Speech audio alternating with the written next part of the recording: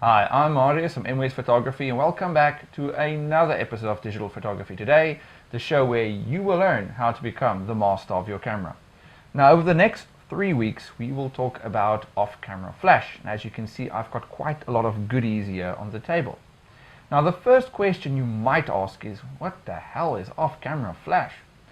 So when you take, for instance, your camera, so if I take the Fuji X-T1, I put on top of it my speed light. This is called on-camera flash. Now, it's great to use it like this, but there are a lot of limitations. I can bounce the flash. I can bounce it against the wall if I want to. I can bounce it to the back, get a much larger light source behind me. That's obviously now lighting my foreground. So I do have some options, but that's about it. So with off-camera flash, you take the flash off the camera, and you can have more than one flash if you want to, and then you build your lighting scene. So you also then have two light sources because you've got your ambient light, that's one light source, and you've got your flashes, which is your second light source, and you can control which one is the strongest. So you can have a light beside someone's face, create a silhouette behind someone, and then obviously add rim lighting to them. The possibilities is really endless once you start to work with off-camera flash. And when you look at the stuff on the table, it might look really expensive, and yeah, a lot of this, some of these really did cost me quite a lot, especially the proper speed lights. But you can do this on a budget as well, as you'll notice with the smaller flashes I've got here. So I'll tell you how you can do this on really a very, very small budget, because I know a lot of people have showed a lot of interest in off-camera flash. So this is, for me, one of the most important things in photography for me is off-camera flash. This changed my life completely when I could start to bring in lights and build my scene. Okay, so first let's just look at all the gadgets here, and then we'll talk through them so that you know what you need to buy to be able to do this. Okay, the first thing we need to talk about is our flash. That's obviously going to be our main item. That's what we will be used to light our subject. Okay, now I've got here my more expensive proper, like my Nikon SP910 speed light, and I've got my SP800. When I'm using on-camera flash, for me it's very important to have a proper, strong flash, TTL, all the bells and whistles. But the moment you go off-camera flash, it's not really that important. Yes, I use these because I've got them, they're very strong, they recycle fast, I love these speed lights, so I use them for off-camera flash. But if you're on a budget and you really want to do this, then you can. For instance, here you'll see I've got a Sunpack. This is a PZ40X. This I bought really for next to nothing. I wonder if I paid $20 for this. I think it was less than that. It was at the store that closed down, so I basically just bought it there for next to nothing. And then you obviously get flashes like these. Now, if you look at this shot, this is one of the first shots I ever took when I started with off-camera flash. I think that was day one. I basically bought this flash. It was this, I bought two of them, and I bought a larger one. This really was very cheap. It's an old film flash. So this thing has basically got on and off and test. That's the only thing it's got. It doesn't have any power settings at the back. So if you want to lower the power, you either move the flash further away or you put some very expensive diffuser on you, which is called TP, toilet paper. You put it at the front, and obviously it diffuses the light. It makes it less severe. So I use this, and I got that shot, and here's another one or two of them, I think, from that day. That was the first off-camera flash images I ever took, and that was done on a Canon PowerShot S3IS. That thing doesn't even have a hot shoe at the top, so you couldn't even fit a flash on there. I had to use these little guys. I'm going to talk about them soon, which is called an Optical Slave. So if you want to get flashes, if you do have proper speed lights, like for instance, here's also an SP600, here's the Fuji speed light. If you've got a proper speed light already, you can already start to use that. But if you don't have anything else, you can look at secondhand stores, websites like Gumtree or something like that, and just look for people selling older flashes, like for instance these. I don't even use these anymore. I've got a bunch of them. Here's also Wactron. Now they are not as strong as your proper speed lights, but they are still pretty bright, and it will get you started if you use something like that. The only thing that's very important, I will talk about your triggers. Your wireless triggers will be my best option, and I would recommend anyone to use, or everyone to use, not the other ones I'll also show. So when I buy flashes, like for instance this one, this is an older flash. I wasn't aware if it would work, will it be compatible, because I went to a store that was basically closing down. I told them, put all your flashes on the table.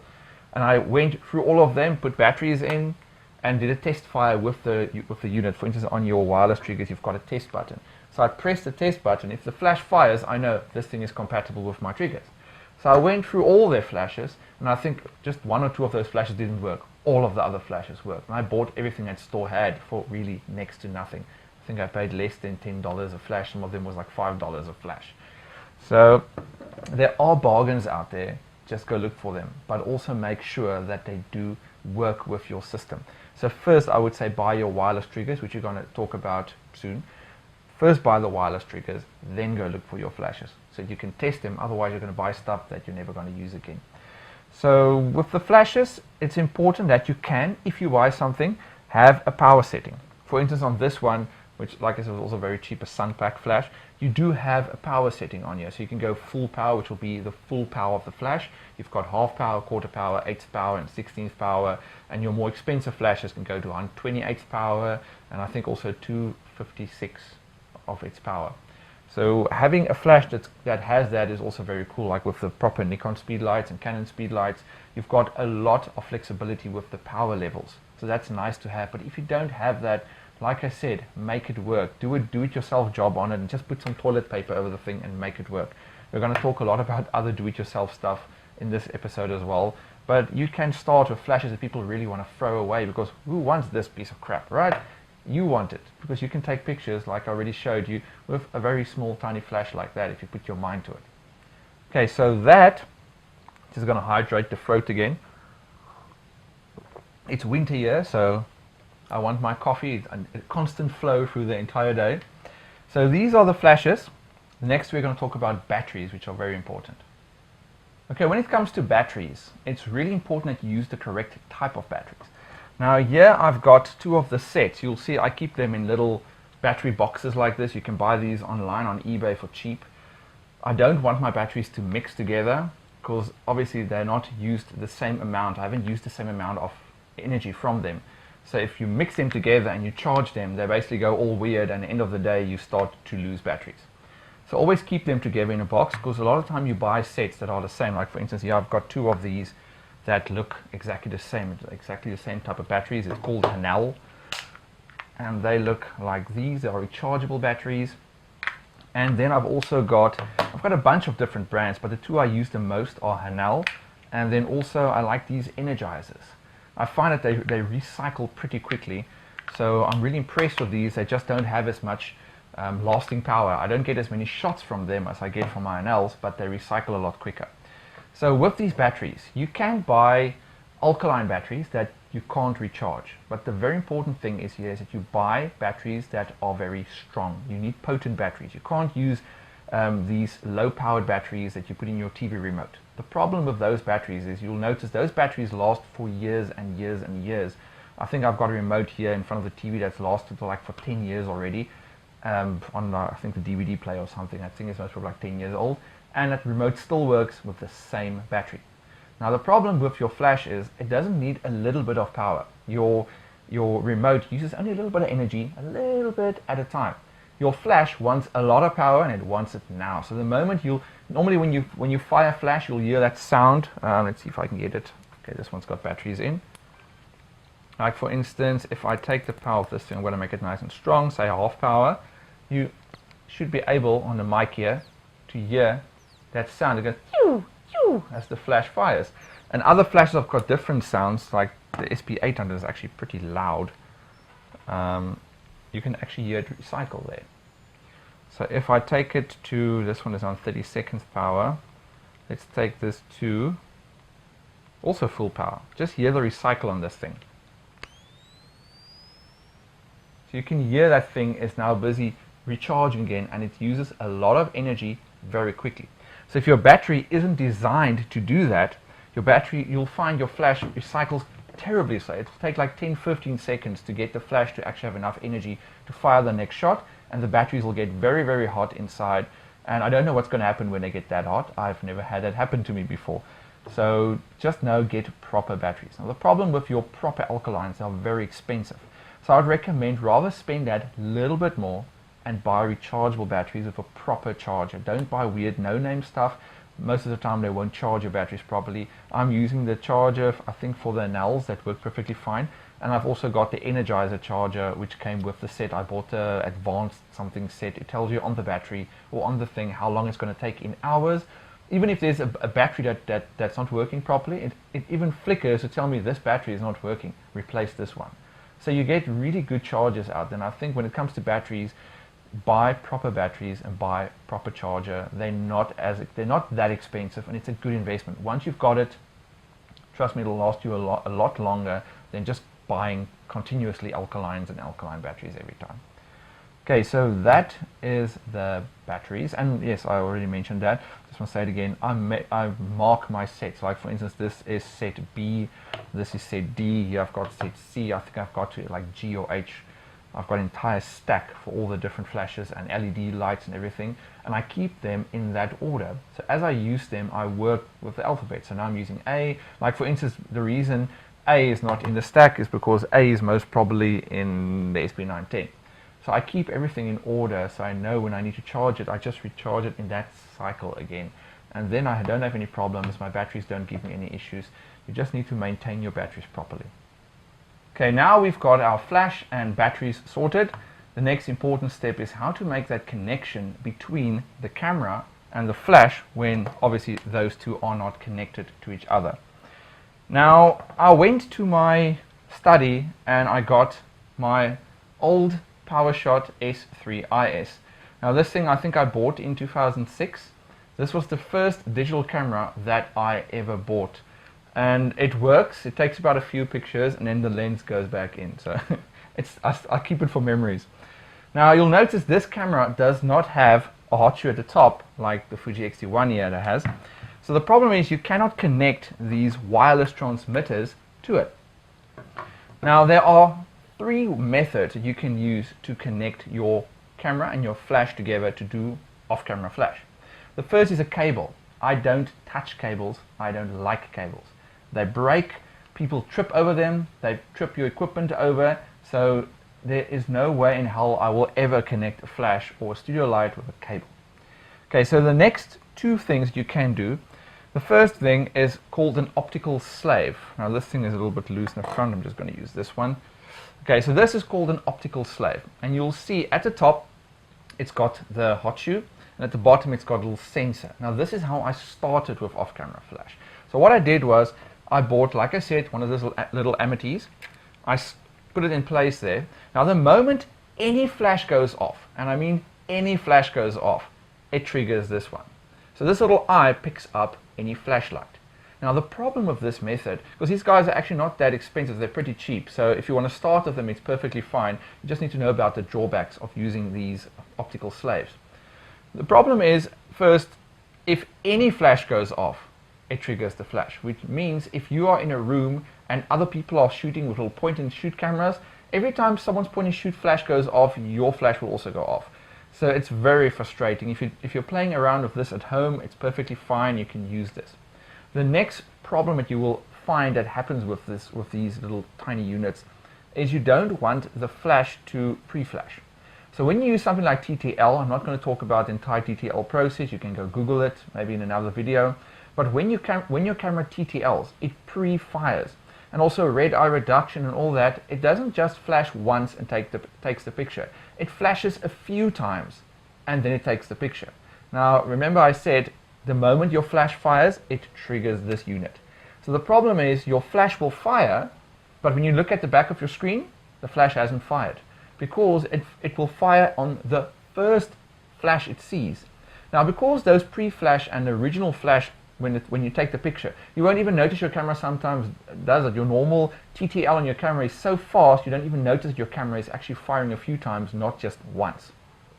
So the problem is this flash can't recycle quick enough within that burst of flash to actually fire again. So the problem is your flash fires, but you never see it on your pictures. So that's one of the main problems. Okay, so how can you overcome that? You'll find with, for instance, I've noticed on your SLR cameras, when you use your pop-up flash always, or 99% of the time, will pre-flash. Even if you turn off your red eye reduction and stuff like that, it still pre-flashes.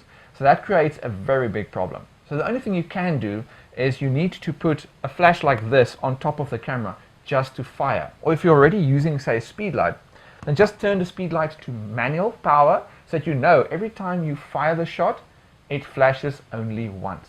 The moment you put this into TTL and you put the camera and you fire, the flash will then communicate with the camera, and when it TTLs to work out how strong the flash power needs to be.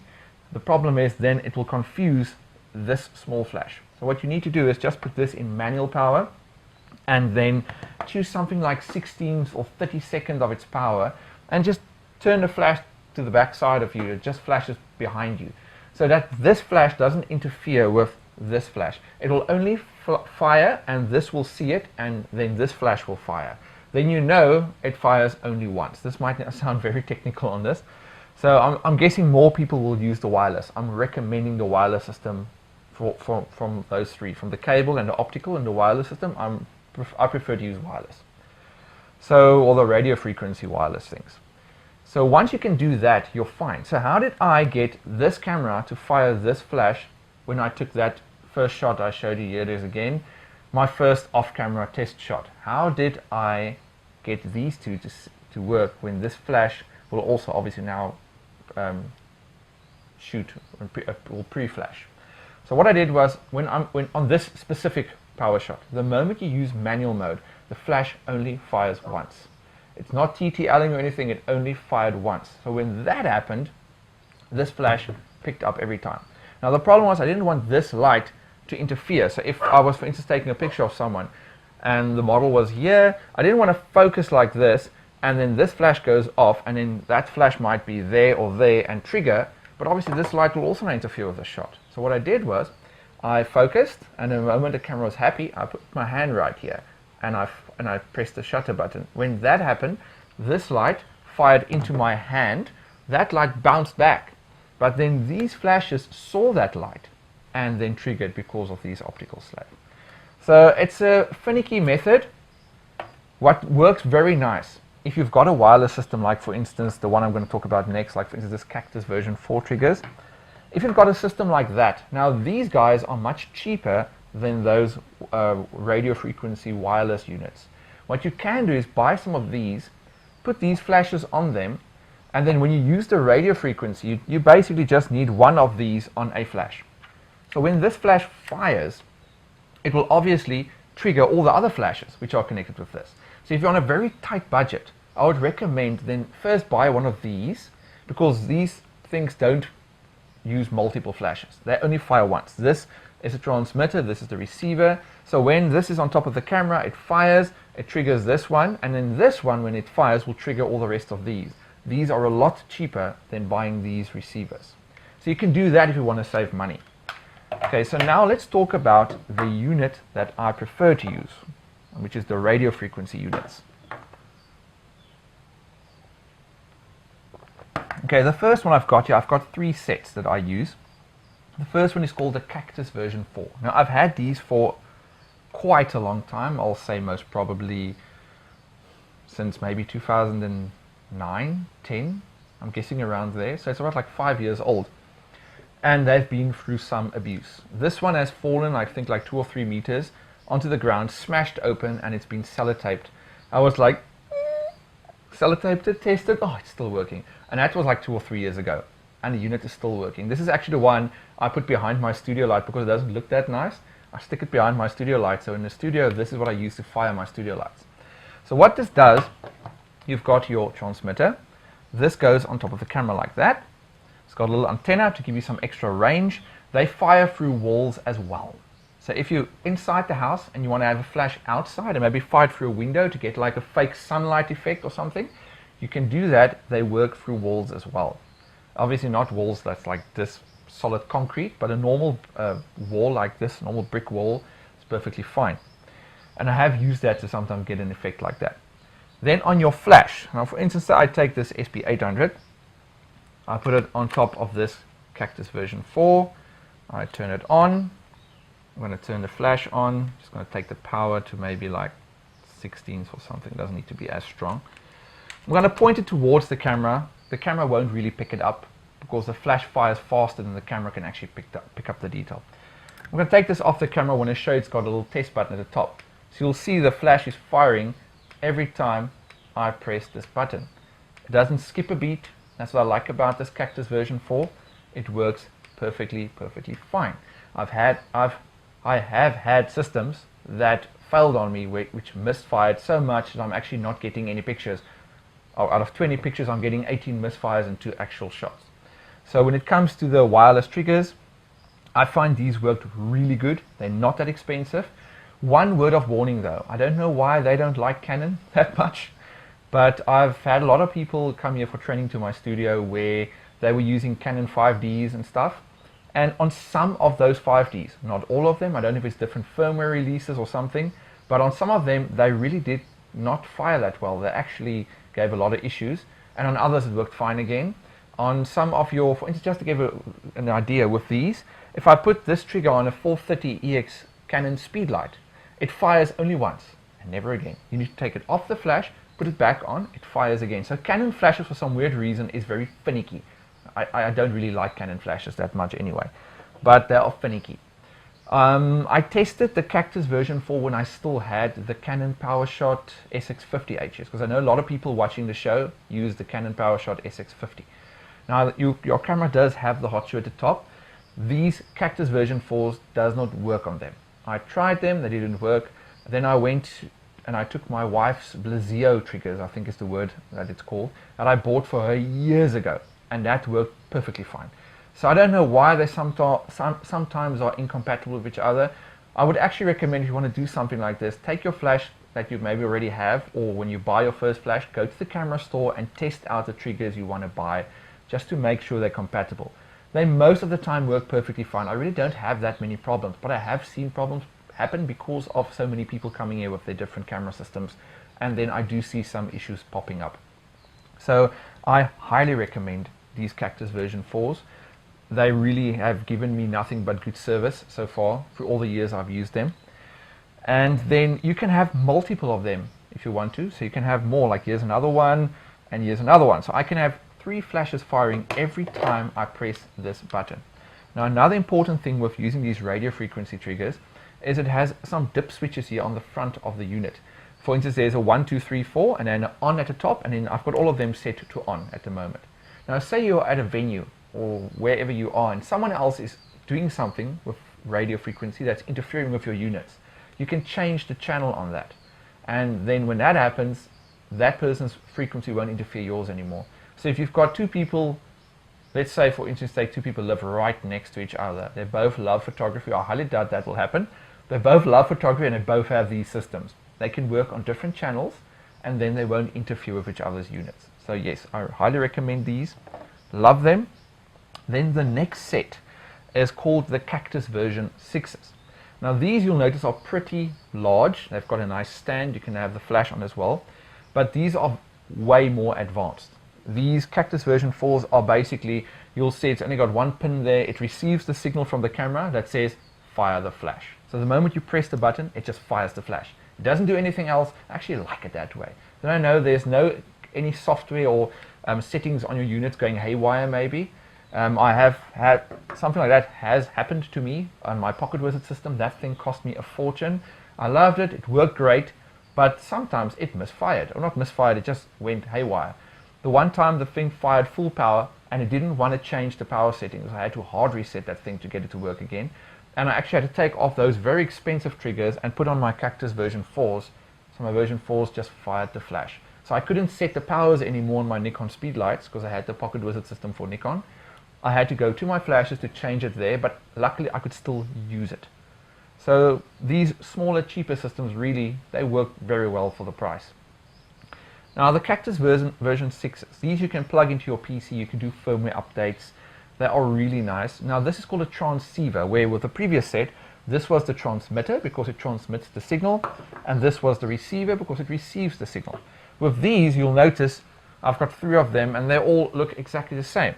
So what you do on the side of the unit, you've got a TX for transmit and an RX for receive. Now in the description of the video, I've included, I think it's like 5 or 6 or 7 links. I shot an entire series of videos on these, how they work, how to set them up. I did a shoot with them.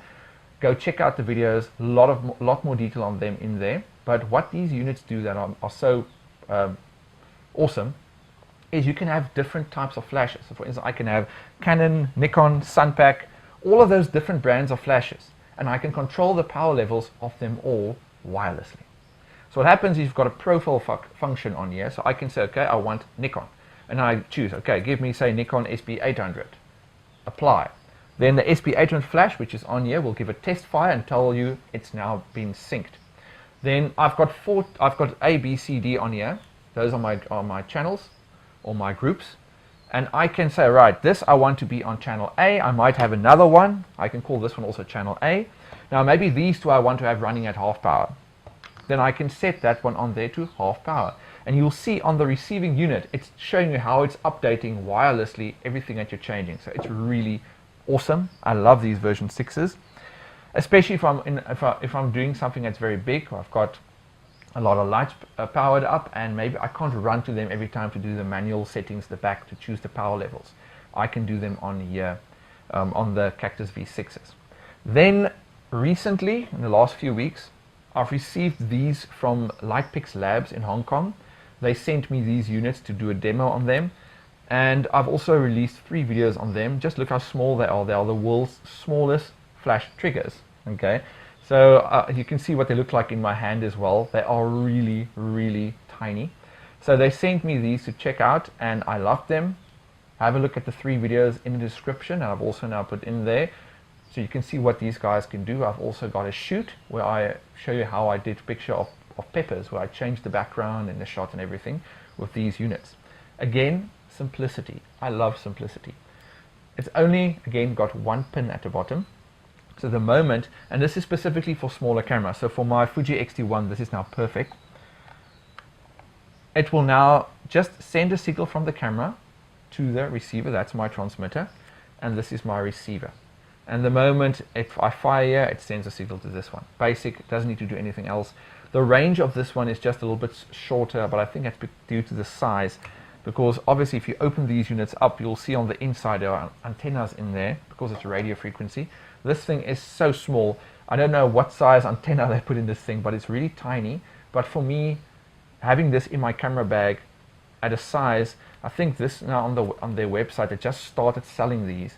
I think the kit that you get, just one transmitter receiver, I think is like, I might be wrong now, I think it's like $35 or something, and then entire kit is like $55. But like I said, I can be wrong. Go look for yourself. The website is Lightpix Labs. And these triggers are called the Flash Q triggers. So I really like these. I'm going to keep them in my bag. And if you just compare that to a flash, it's tiny. Okay, so I like these. And they're all working radio frequency. So these are the units I would prefer to get. Like spending $50 on a set like this. It's something that will pay itself off in the end. It's not that expensive. It's something that can work on multiple systems as well. It's not Nikon specific or Fuji specific or Canon specific.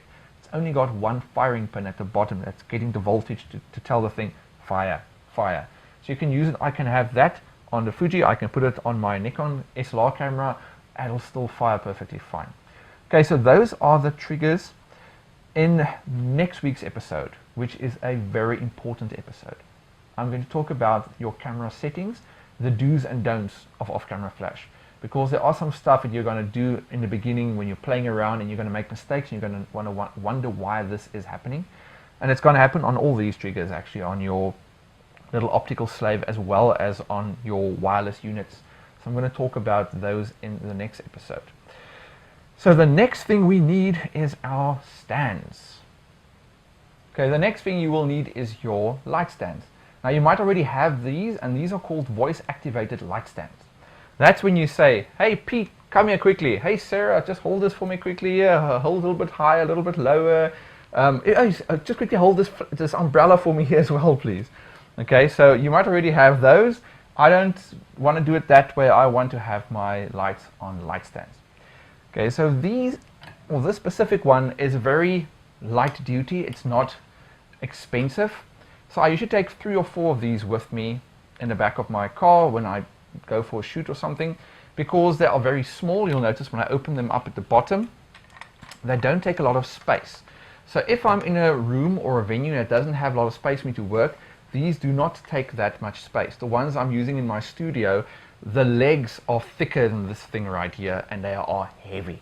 Now I prefer those because I've got my studio lights and soft boxes and everything on there. But when I'm traveling, I want the things to be light and small. So these really aren't that expensive. Obviously, all the stuff I'm showing you there, I don't have all the prices. You can go eBay and Google them or whatever you want to do. But because I bought all these locally here in South Africa, most of these I bought locally. So the prices will obviously be a lot different for you guys. So what I like about these stands are they can go out, they can extend pretty far. So this is just one section. There are 3 of these sections. So this stand goes taller than I am. I think this is like 2 meters plus. I'm not sure. It might even be further than that. Now, the stand itself is not that important. You can also use a tripod. So I think there's a tripod here somewhere. You'll find it a lot of your units, like for instance, the V6. If I take the bottom leg off, you'll see on the Cactus V6 there's a little the screw for your tripod. There's a tripod screw there at the bottom. So you can screw that in on your tripod. What I don't like about it is your tripod is usually very bulky. It takes a lot of space. It can't go very high, and there's no place to put umbrellas or light modifiers. So when you buy a light stand like this, you also buy what's called I hate it when I forget words or things. It's called a hot shoe adapter, I think, yes. I think that's the word. Okay, so what's nice about this thing, at the top you've got a cold shoe where you can attach. Now for instance, I can take this and slip this Cactus V6 in here, lock it in place. I can also lock it in place there. I know this thing is not going anywhere. Now I've also got this, which means I can tilt this up and down. So depending how I want my light in the shot, do I want the light to come from the bottom, from the top, very high up, I can control this with this. Again, these things aren't that expensive. But I will say, do not be skimpy on these. Buy strong ones. These are pretty strong. They haven't given me any problems. I've had units in the past, a few years ago, that was a little bit too plastic for my liking, and they start to break pretty quickly. You'll find these all over the place. There are so many people making these hot shoe adapters. Now, the very important thing is, if I look at you now, you should be able to see my eye looking for a little hole. Now, this hole here is very important. This is that you can attach your umbrellas. So for instance, I'm recording this myself, so I don't know if you're going to see this entire thing when I open it up, because I'm zoomed in pretty far here. So, here is the white umbrella. Now this is called a shoot-through umbrella. Now the reason for that is when you've got it on your light stand, I'm just going to open this up. If your light stand is here, you put this through the light stand, and then your flash obviously now goes in like this. So when you fire it, it fires through the umbrella. Hope you can actually see this. Maybe I'm out of the frame. You can actually see it fire through the umbrella. This is called a shoot through. The reason for that is when your flash fires, obviously the head of the flash it's a very small light. Of course, it's a very small light that's coming off the flash. It's a very harsh light. When you shoot it through this umbrella, you soften the light, you diffuse it. The same as you get when you see the sun and clouds come before the sun. Immediately the lighting is a lot softer. This is the same effect. Then you've got lots of other different types of umbrellas. There's actually more than I'm showing you here. I'm only showing you 2 of them that I've got. Now this is a gold one. Now this is not a shoot-through, obviously. This is a reflective umbrella. So you still put the flash like this, but now instead of shooting through it and the person being behind it, you're now, say I'm taking a picture of myself, I would have it this side, fire the flash into this, and this light bounces onto my face. But because it's got a curve, you can actually, whoops, luckily all that coffee is not in there anymore. Okay, yeah, I'm going to keep all this in. I'm not going to make a blooper reel. Okay, so I can move the angle of this flash, and then obviously the lighting will change on the person's face. So you do get other types of umbrellas as well, but these are 2 of the most known that people will basically use. You've got also white and silver that you can have the light flash from. The silver ones are pretty specular. I'm sometimes a little bit careful with them. They are very, very contrasty because of that silver.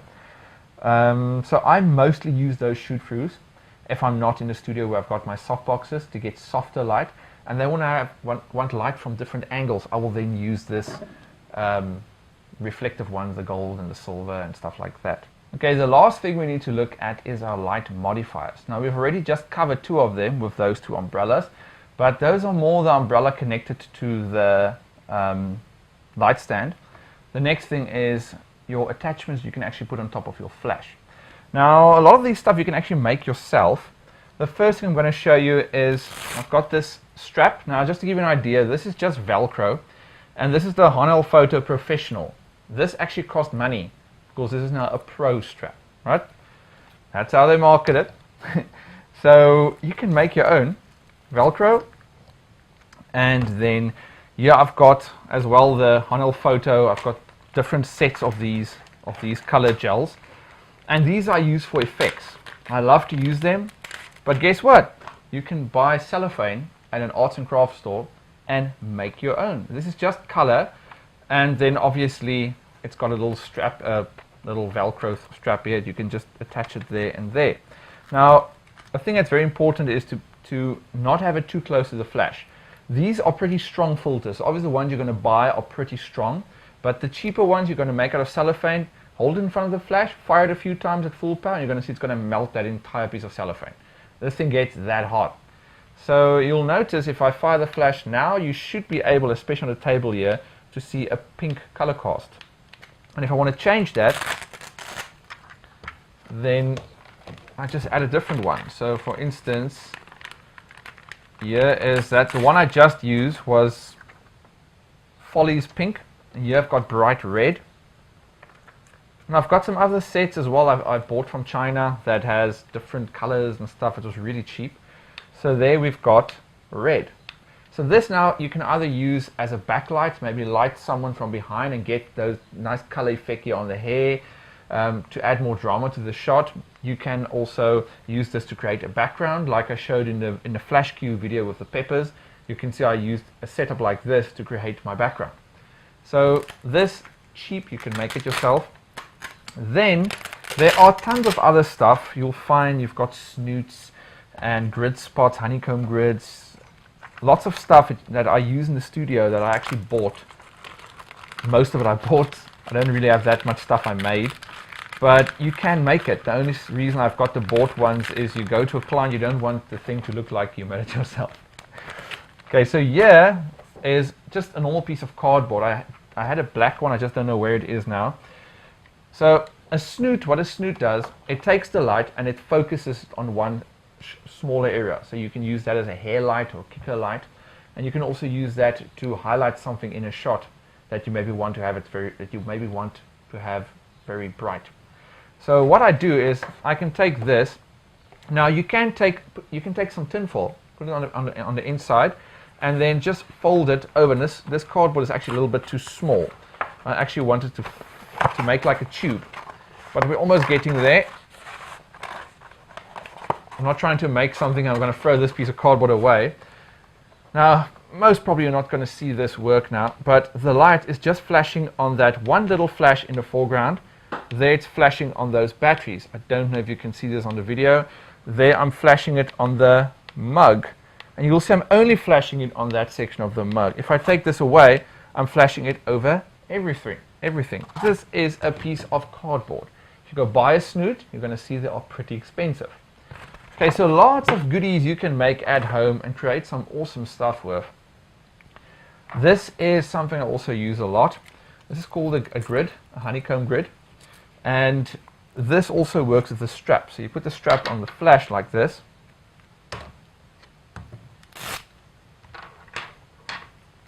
It does very similar effect to what the snoot will do, because you are focusing the light forward and not all over the place. Like this thing is shooting now all over the place.